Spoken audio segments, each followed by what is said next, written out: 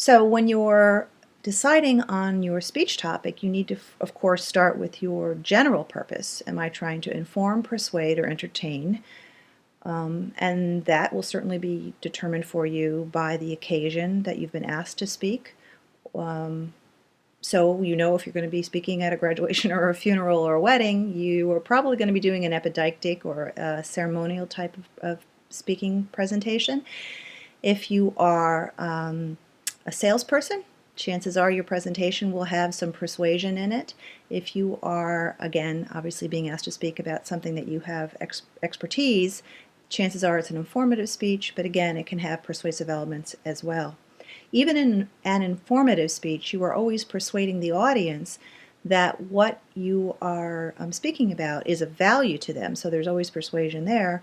And there's always persuasion in that you are persuading the audience that you are the person who should be providing this information, that you have expertise, you have competence, you have character, and you have goodwill.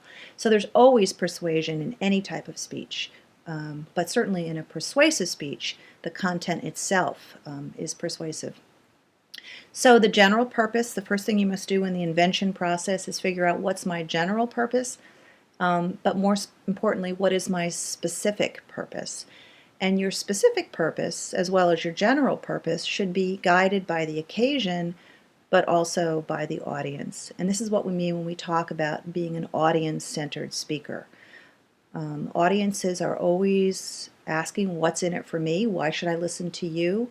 And to the extent to which you understand who they are, where they're coming from, what they value, what they believe, what they know, the more you will be able to inform or persuade them. So knowing your audience is so important to being a successful public speaker. In fact, it's probably the most important thing, is being an audience-centered speaker where you have some information on your audience.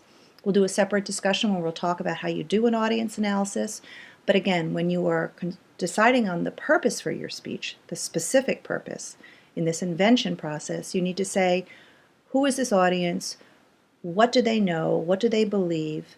And then my specific purpose would be, what do I want my audience to know or do or believe as a result of my speech? So in the case of an informative speech, what do I want my audience to know as a result of my speech? Persuasive speech, what do I want them to do in the case that there's an action involved, or believe in the case that you're trying to persuade their belief or attitude?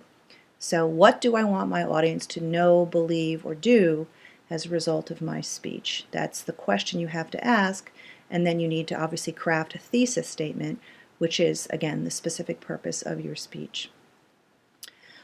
The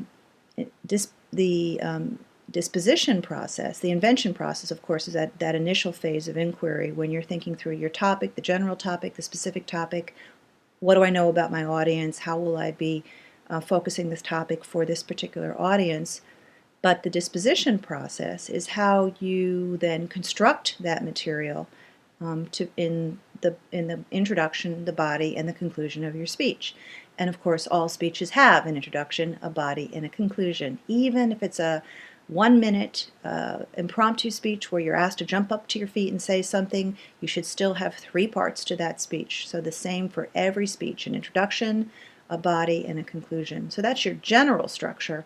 But of course, your more specific structure will depend again on the topic, on the occasion, and most importantly, on the audience.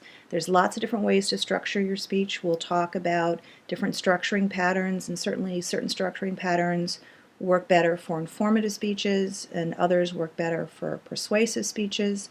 But we'll be talking about things like cause and effect structure, or chronological structure, or topically organized speech, where you go from topic to topic to topic. Point counterpoint is another structure that you can use. In persuasive speaking, we'll learn what's called the Monroe's motivated sequence. So there's lots of different structuring patterns that you can use, but certainly in the second phase, when you've got your topic selected and you've started to do your research, then you start to think about how will you most effectively structure this material to inform or persuade or entertain, again, depending upon the general purpose, this particular audience. The third canon of rhetoric is style, and that has to do with your language choices. We'll spend a whole day or two talking about language and how to use language effectively, to use language that's visual. We'll talk about qualities such as alliteration, and other kind of qualities of how assonance and dissonance, how words sound together, couplings and triplets of phrases. And this will become particularly important in your manuscript presentation, where, again, your words are of the utmost importance, and choosing them carefully will be important. So using words that are that capture the essence of what you want to say, words that are usually painting a picture, words that are easy to pronounce. We'll talk about sentence length in terms of, for example, in public speaking, our sentences tend to be much shorter than they would be if you were writing a paper. So a colloquial style of language choice. So we'll talk about lots of the different elements of actually crafting your language. Now again, in an extemporaneous speech, you will not be writing out your particular speech word for word, but you still will know the main ideas, and if you're going to be using a visualization, telling a story, using a colorful quote, you will be talking about specific language choices. So your style is the third canon of rhetoric. And the fourth canon is delivery, and we'll be spending, again, a couple sessions just talking about all the qualities of effective delivery. And again, although there may be some qualities that I feel generalize for all American audiences, there may be some differences in your style depending upon, again, your audience and the occasion. So obviously you'd be much more upbeat, smiling, laughing, maybe joking if you were obviously giving a ceremonial speech at a wedding or a graduation. Although certainly there can be a place for humor in a funeral oration, but chances are there'd be a lot more of a somber tone and maybe a more subdued style of delivery in a funeral oration.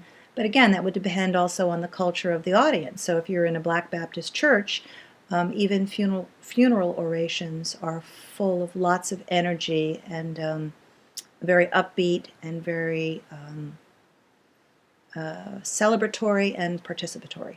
So again, your style of delivery will be impacted by your audience and by the occasion and by the content of your speech. So just to say a couple things about, again, the whole process of crafting an effective speech, just the way you would do for a paper, although maybe with paying even greater attention to your audience, you move from a general topic to doing research that will help you narrow your topic as you develop a more specific topic, which you can state in the form of a very specific thesis, just the way you would if you were writing a paper.